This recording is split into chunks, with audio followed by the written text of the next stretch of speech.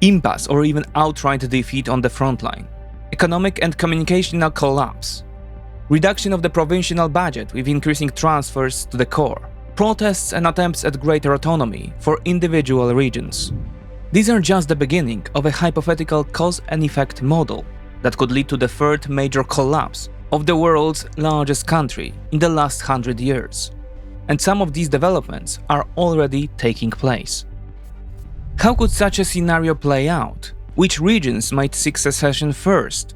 In the second episode of our series on the possible breakup of the Russian Federation, we'll look at the course of events in such a scenario.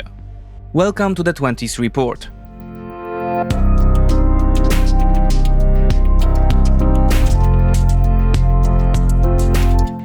Consider leaving a like if you enjoyed the video to aid the algorithm. In the previous episode we talked about the motives for which the next collapse of a Moscow-centered state is not necessarily a purely theoretical event. For a better understanding of the context presented here, we invite you to check out that first episode. 1917 with the collapse of the Tsarist Russia, and 1991 with the collapse of the USSR showed that Moscow's centuries-old imperialist project has regular cycles, culminating in the agony and death of a structurally inefficient system. The war in Ukraine is the catalyst for a whole spectrum of problems, involving the macroeconomic, social, geographical, as well as those bound to the apparatus of power. All this consumes the colossus centralized around Moscow. Assessment of the war in Ukraine remains highly subjective. The theory of victory for each observer varies. The Ukrainians suffered huge human and economic losses, but contrary to the expectations of most, defended their independence, beat the Russians at Kiev, and made a spectacular reconquest of territories lost at the beginning of the war, such as Kharkiv and Kherson. There are also a number of factors that are difficult to measure, such as Kiev's close rapprochement with Western structures, or even more importantly, the largest state-building process in the country's history and the reconciliation of a historically divided nation. This is perhaps the most important moment in Ukrainian history, surpassing even the Cossack uprisings of the 17th century. Conversely, in the case of Moscow, the profit and loss account is unequivocally catastrophic. As a result of the war, its military potential has been drastically reduced. Due to war expenditures and draconian sanctions, the economy is entering a deep crisis. Geopolitically, it is one big disaster. Moscow started 2022 from an extremely strong position of power. A year later, it lost Ukraine for good. In the north, with the accession of Finland and Sweden, NATO came to within an artillery salvo's distance from Russia's historic capital, St. Petersburg, and cut Russia off from the Baltic Sea through full control of the Gulf of Finland. The countries of Central Asia are breaking away from their status of Moscow's colony, while Europeans, who are the most important customers of Russia's most important exports, fossil fuels, have been lost for the foreseeable future. On the other hand, always looking for leverage, Moscow's imperialist elite is increasingly becoming a vassal state of the People's Republic of China. Russia, from its position as a superpower, aspiring to join the Sino-American duopoly, has slipped to being a mere terrorist junior partner under China. Foreign policy is often a function of domestic policy, but this relationship also works the other way round. Fatal settlements in the international arena are one of the strongest imperatives for the instability and even collapse of states, especially those overstretched and burdened by multiple social, cultural, and geographical barriers. Such was the final nail in the coffin of Tsarist Russia in 1917 and Soviet Russia in 1991. Putin's Russia of 2023 is repeating this rhythm. So, roughly speaking, what might the process of breakup of the Russian Federation look like?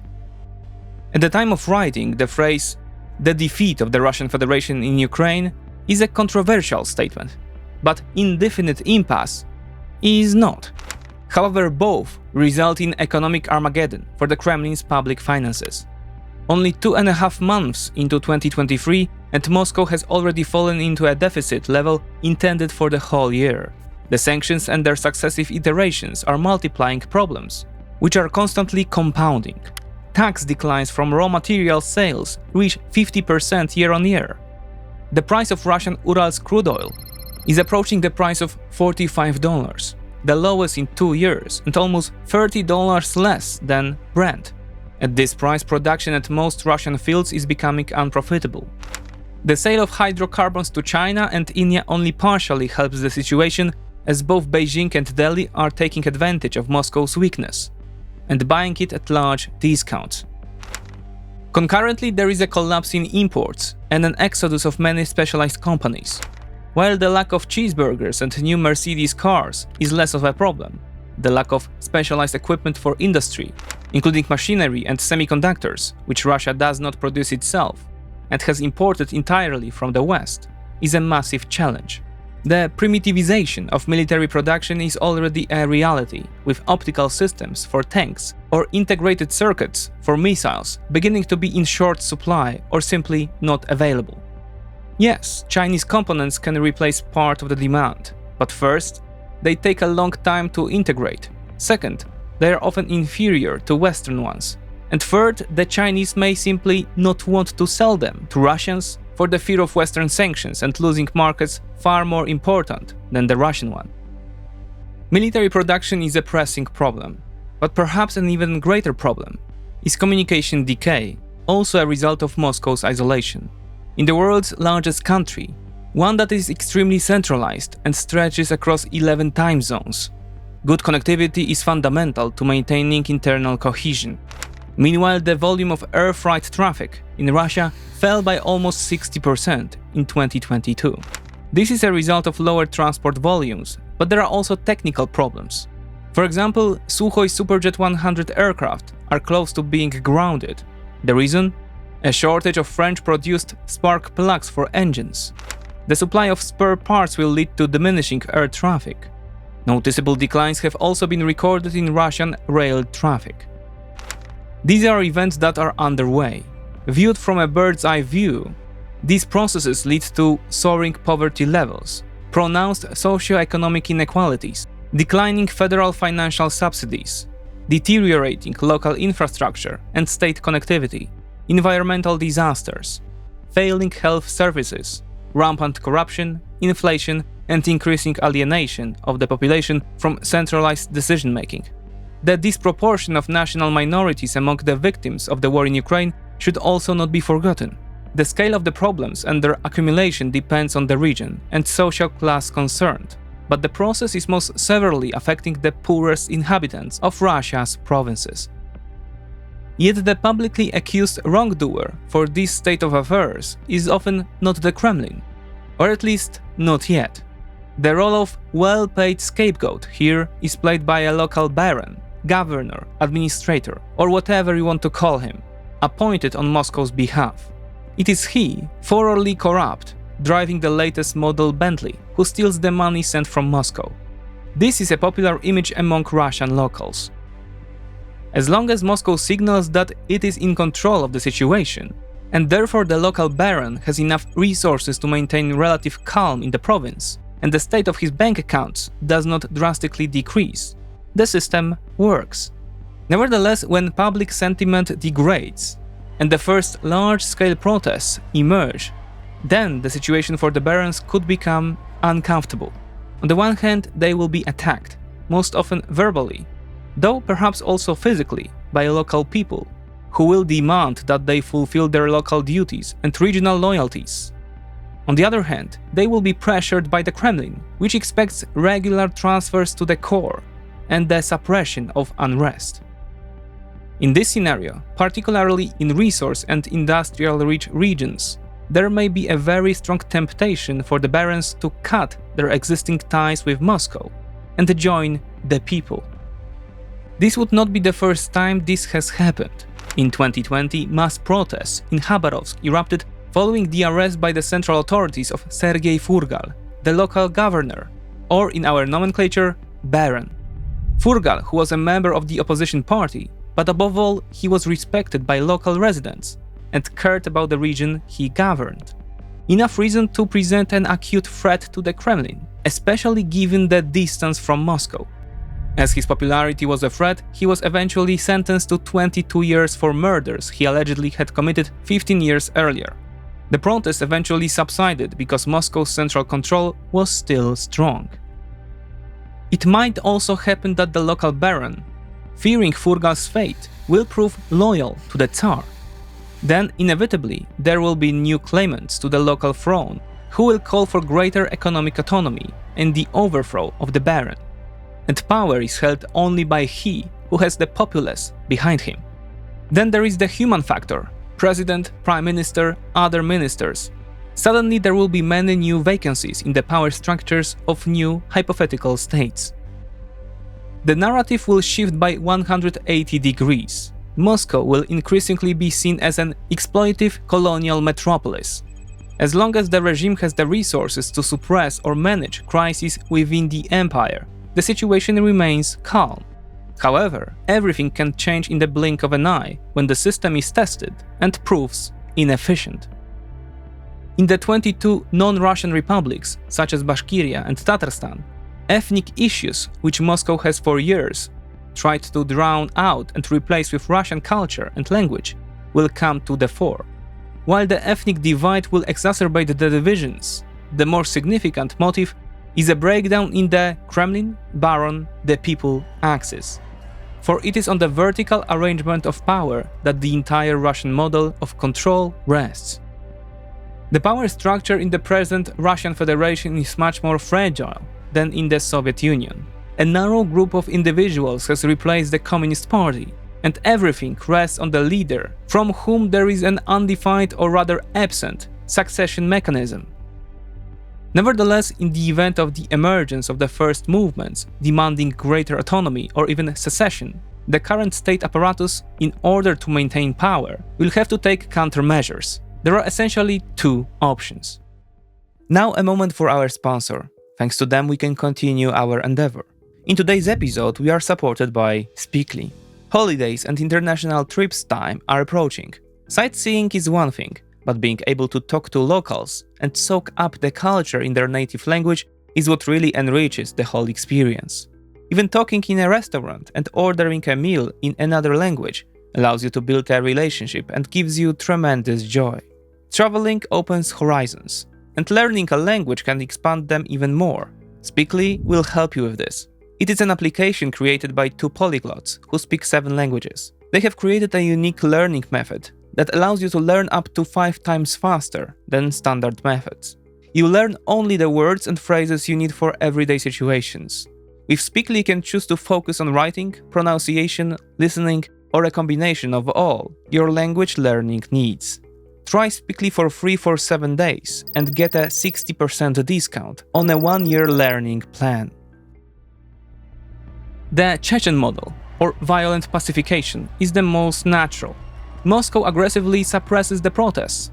The rebel leader is arrested, and the rebellious region serves as a warning to the others. The Kremlin will also attempt to ethnically scapegoat the locals, portraying them as violent separatists, thus an existential threat to Russia and its citizens. Classic divide and rule tactics. The problem is that Moscow, waging a major conventional war in Ukraine, may not have the resources to decisively and demonstratively punish the rebellious province. The Kremlin had conducted such a punitive operation in Chechnya for years, while not engaged in a war abroad. Moreover, promoting ethnic and religious hatred would further destroy national and social cohesion and convince a large part of the Muslim population that Russia is becoming their existential threat. The risks would be enormous. A failed military intervention of this kind would completely delegitimize the central government in the eyes of the other provinces. Seeing the lack of core control, a wave of autonomous and secessionist movements would spread and become impossible to control militarily in so many places at once. Fearing such a scenario, the Kremlin elite may opt for a soft one, in order to preserve internal cohesion and not risk the resources of their repressive apparatus. They meet regions' aspirations. There is either a broadening of autonomy or full secession, especially if it is a province of marginal importance. While this is the safer option, its effects can be exactly the same. Other local warlords, seeing the Kremlin's softness, may then conjure similar expectations. each one demanding greater autonomy or independence. And Moscow again faces the same existential problem. Moreover, any submissiveness would certainly be noted within the capital city elites. An ultranationalist and imperialist faction could grow in strength and demand a hardline crackdown on national traitors. All the more so as growing discontent within the power elite is a natural result of the current situation. As the national economic pie shrinks, the pyramid of state paternalism, favoring certain interest groups, will become increasingly unstable. Conflict within the elite may materialize from dwindling resources, and some individuals will seek to use social unrest against their rivals. Added to this is the military, which remains the most important resource in such a situation. Whoever has the men under arms will rule. Already today it can be said that the Kremlin does not control all of its military potential. Yevgeny Prigozhin, the owner of the private army Wagner PMC, and Ramzan Kadyrov, with his Chechen army, are de facto not subject to Kremlin control. They will be subject to even less in times of chaos. Thus, both response scenarios to national fractures lead to essentially the same results. So, to sum up, regional elites will conclude that the costs of maintaining loyalty to Moscow outweigh its benefits and will opt for greater regional sovereignty. Once they no longer trust the Kremlin to provide them with political legitimacy and the necessary resources, they will promote their own power base as the authentic leaders of the republics or regions. The initial rupture of the state may be limited. In the midst of economic difficulties and political chaos, one or more federal entities may eventually emerge. That said, what could the new borders look like? The secession of which regions is most likely? Historically, there are many candidates. As Janusz Bugajski lists, among the nations who can prove their historical claims from before Russia's imperial conquest are Tatars, Bashkorts, Karelians, Udmurts, Moksha, Erzya, Mari, Circassians, Balkars, Chechens, Ingush, Kalmyks, Kakas, Altais, Buryats, Tuvans, and Saka. A number of indigenous peoples can claim the right to self-determination under the UN Charter and the 2017 UN Declaration on the Rights of Indigenous Peoples. They will assert rights to their traditional territories and resources and administrative self-determination. The truth is that national uprisings are no novelty in Russia. Both previous breakups were accompanied by aspirations for independence. The successful ones are known today as independent states, while others ultimately proved unsuccessful. In 1918, simultaneous uprisings broke out in Chechnya, Ossetia, and Ingushetia. At the same time, the Bashkir Republic, which the Tatars also wanted to join, declared independence. As late as November 1917, the Black Sea Republic was proclaimed, with its capital in Novorossiysk. This was followed by the independence of Stavropol, Kuban, and the Crimea as the Taurida Republic. A Siberian provisional government was also established in Tomsk. While national ethnic issues would certainly play an important role, they would probably not be the most vital motive for the split. A stronger rationale could be economic and social issues, and this means that secession could be sought by virtually any region that feels exploited by the Kremlin, including one with ethnic Russians as the dominant social group. This too would be nothing new. The Ural Republic was established in 1993. More on this in a moment. In the event of a weakening of Kremlin control, geography would traditionally play its part.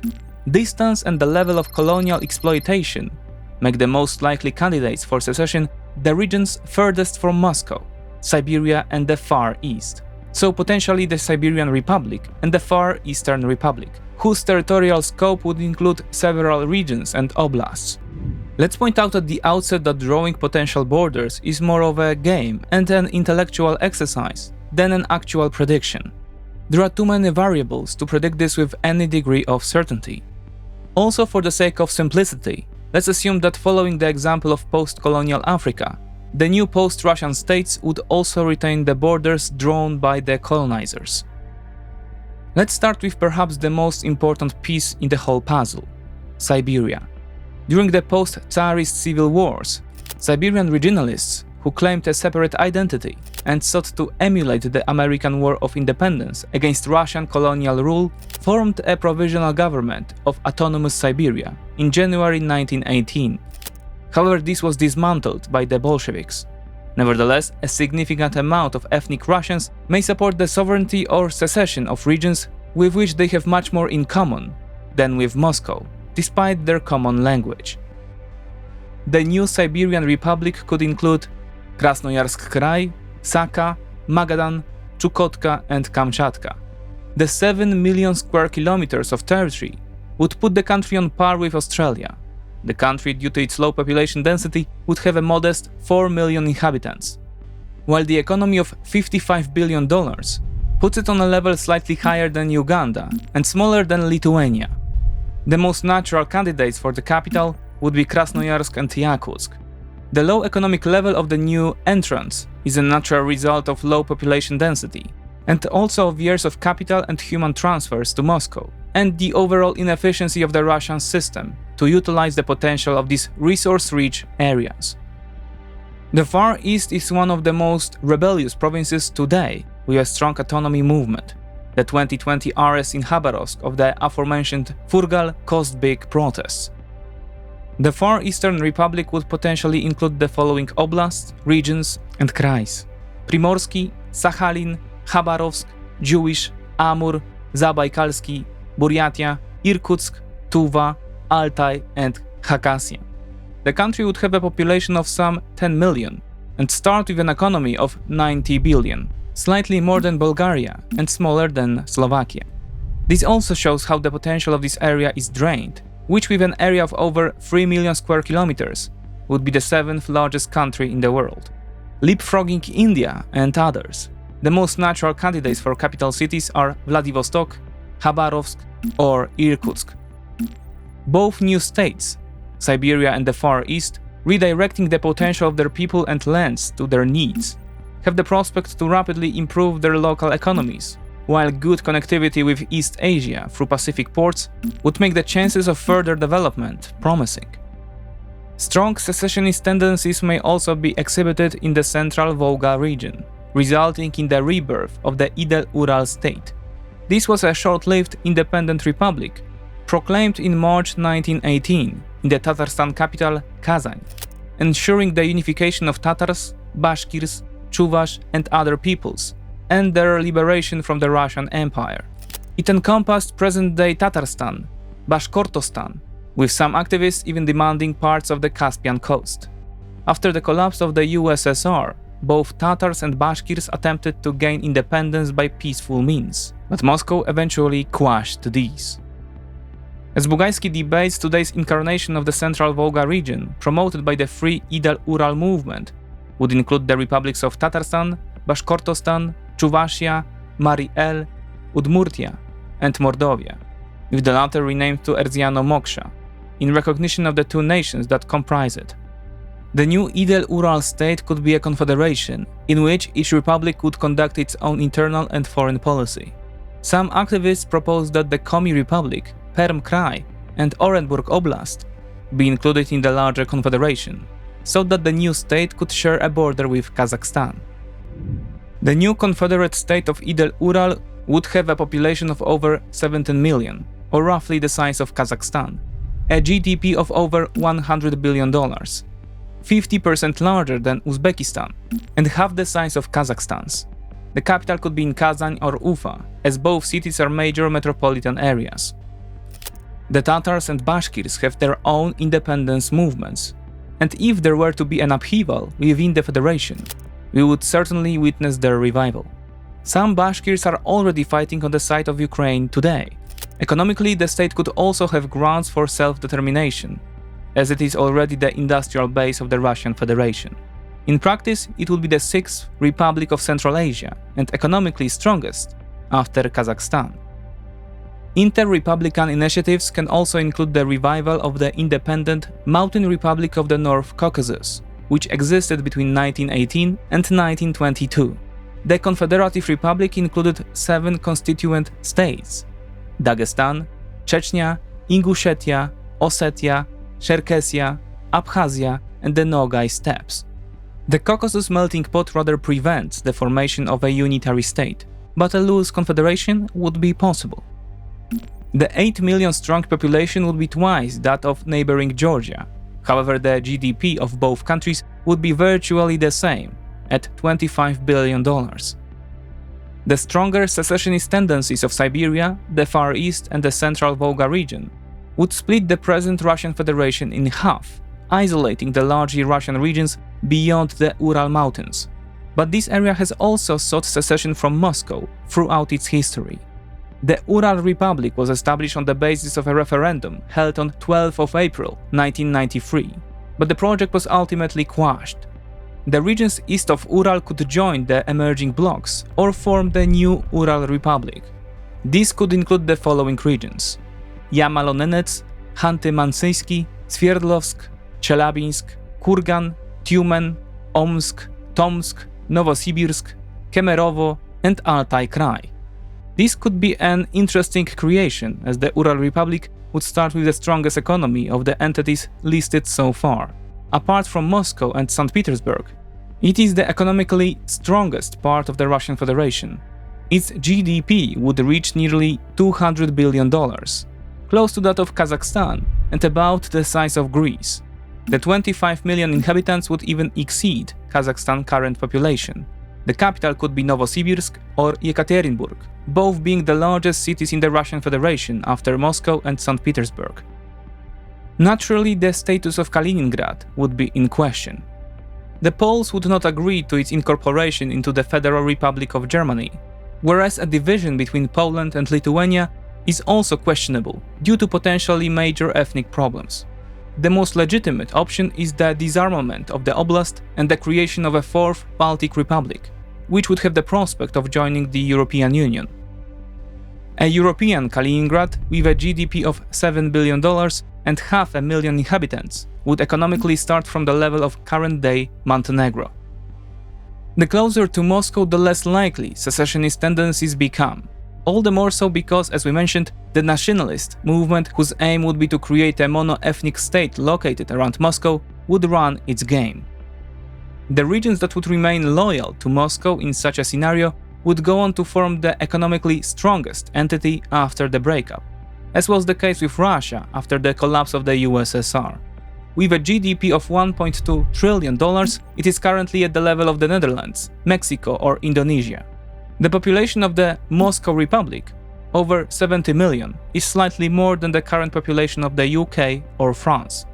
Thus, Moscow would continue to be a significant player on the international stage, but without the Ural, Siberian, and Far Eastern regions, the Kremlin would definitely have to abandon delusions of being a superpower. Its imperial ambitions, although certainly still present, would be unfeasible without access to the raw material and industrial base of the regions that seceded.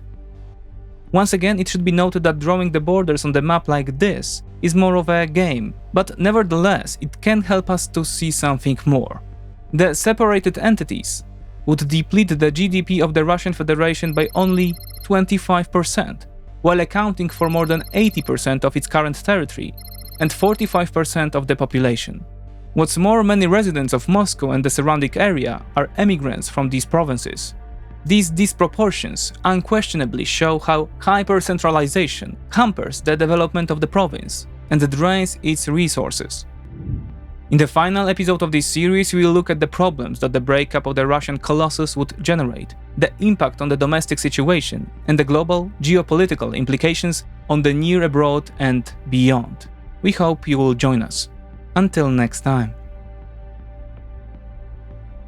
In a recent discussion with a YouTube analyst, she advised me to ask our audience for direct reactions to help the channel grow. So if you enjoyed this material, please give it a thumbs up or leave a comment to improve the algorithm. You might also consider supporting us on Patreon.